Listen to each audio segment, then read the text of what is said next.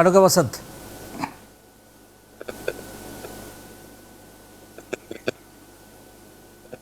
ഞാൻ ചോദിക്കുന്നില്ല, പ്രമീളാദേവി പറഞ്ഞതിനോട് പ്രതികരിക്കാം.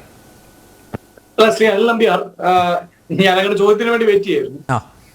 പറഞ്ഞല്ലോ, ഇതിൽ തുടക്കം തൊട്ട് ഞാൻ എടുത്തൊരു സ്റ്റാൻഡുണ്ട്. പ്രമീളാദേവി അവർക്ക് ആദ്യത്തെ ഘട്ടം കിട്ടിയത് കൊണ്ടായിരിക്കാം അവർ അതിലെ ഒരു രാഷ്ട്രീയ ലക്ഷ്യം കാണാൻ നോക്കുമ്പോ അവർ സ്കോർ ബോർഡ് ഉയർത്തി കാണിച്ചപ്പോൾ സ്വാഭാവികമായും തിരിച്ചത് പറയേണ്ടതായിട്ട് ഉത്തരവാദിത്തമുണ്ട്.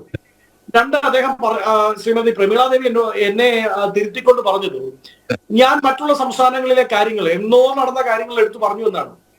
ശ്രീമതി പ്രമീളാദേവി അങ്ങ് മനസ്സിലാക്കേണ്ടത്, ഞാൻ ഈ ഉത്തരാഖണ്ഡിലെ കാര്യം, നിങ്ങളുടെ ഈ ദ്വാമി മുഖ്യമന്ത്രി ആയിരിക്കുന്ന സംസ്ഥാനത്തെ കാര്യം പറഞ്ഞത് എന്നോ നടന്നെന്നുള്ള വാക്ക് ഞാൻ ഉപയോഗിച്ചിട്ടില്ല. എന്നോ നടന്നതെന്ന് ഞാൻ നടന്ന സമയത്തെ കുറിച്ച് ഉപയോഗിച്ചിട്ടേ ഇല്ല. അങ്ങനെ ഒരു വാക്ക് ഞാൻ പറഞ്ഞില്ല.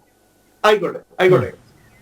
അല്ല, എന്തായാലും ഞാൻ പറഞ്ഞത് ബംഗാളിൽ നിങ്ങൾ കാണിക്കുന്ന പ്രതിഷേധം ആത്മരോക്ഷം എന്തുകൊണ്ടാണ് ഉത്തരാഖണ്ഡിൽ ഇല്ലാത്തത്? എനിക്ക് ബംഗാളിലെയും ഉത്തരാഖണ്ഡിലെയും സഹോദരിമാർ ഒരേ സഹോദരിമാരാണ്.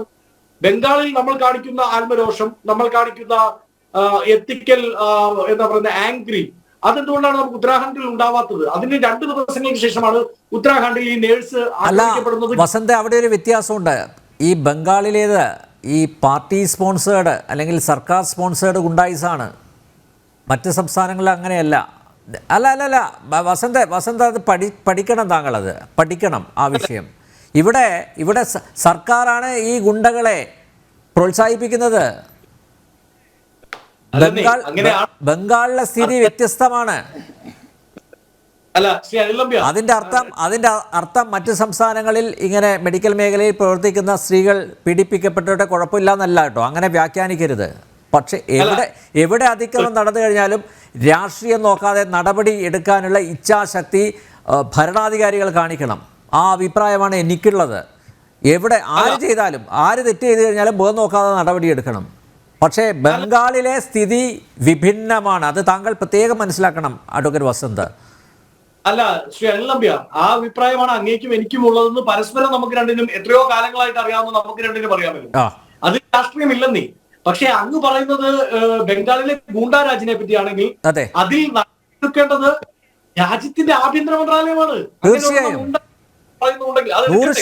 100% സ്ഥിതിഗതികൾ പഠിച്ചു വരികയാണ്. ഒരുപക്ഷെ ആ രീതിയിലേക്ക് ഇപ്പൊ പിന്നെ ഹൈക്കോടതി പോലും വിമർശിച്ച സാഹചര്യത്തിൽ, സംസ്ഥാന സർക്കാർ സമ്പൂർണ്ണ പരാജയമാണെന്ന് പറഞ്ഞ സാഹചര്യത്തിൽ ഒരുപക്ഷെ ഭാവിയിൽ അങ്ങനെ ഒരു ഇടപെടൽ നമുക്ക് പ്രതീക്ഷിക്കാം. അതിൽ ആ സമയത്ത് നിങ്ങൾ വാളെടുക്കരുതെന്ന് മാത്രമേ ഞാൻ പറഞ്ഞുള്ളൂ. ആ സമയത്ത് മമതയെ സപ്പോർട്ട് ചെയ്ത് വരരുത്. അന്ന് ഇന്ത്യ സഖ്യത്തിന്റെ രാഹുലിനെയും പ്രിയങ്കയൊന്നും ഞാൻ മുൻനിരയിൽ കാണരുത്. അത്രയേ ഉള്ളൂ. അല്ല, ഞാൻ അതാണ് ചോദിച്ചത്. നിങ്ങൾക്ക് ഉത്തരാഖണ്ഡിൽ രാഹുൽ ഗാന്ധിയുടെ പ്രിയങ്ക ഗാന്ധിയുടെ സ്റ്റേറ്റ്മെന്റ് ആവശ്യമില്ല, പക്ഷെ ബംഗാളിൽ ആ ആവശ്യമുണ്ട്. വേണം. ഉത്തരാഖണ്ഡിന്റെ അമിത്ഷായുടെ സ്റ്റേറ്റ്മെന്റ് ഇല്ല, പക്ഷെ ബംഗാളിൽ അതുണ്ടാവും.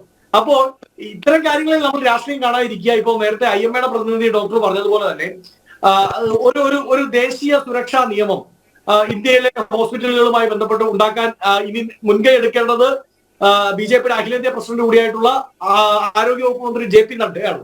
അദ്ദേഹം അടക്കമുള്ളവർ അത് എടുക്കട്ടെ എന്നാണ് നമ്മൾ ആഗ്രഹിക്കുന്നത്. അതിനുവേണ്ടിയാണ് പ്രതിപക്ഷം കൂടെ നിൽക്കുക. ഞാൻ വളരെ കൃത്യമായി പറഞ്ഞല്ലോ, സ്ത്രീ പീഡനങ്ങളിൽ, സ്ത്രീകൾ ആക്രമിക്കപ്പെടുന്നതിൽ മമതയോടൊന്നല്ല, ആരോടും യാതൊരു മമത ഇന്ത്യയിലെ പ്രതിപക്ഷം അങ്ങനെ ചെയ്യുന്നത് തെറ്റുമാണ്.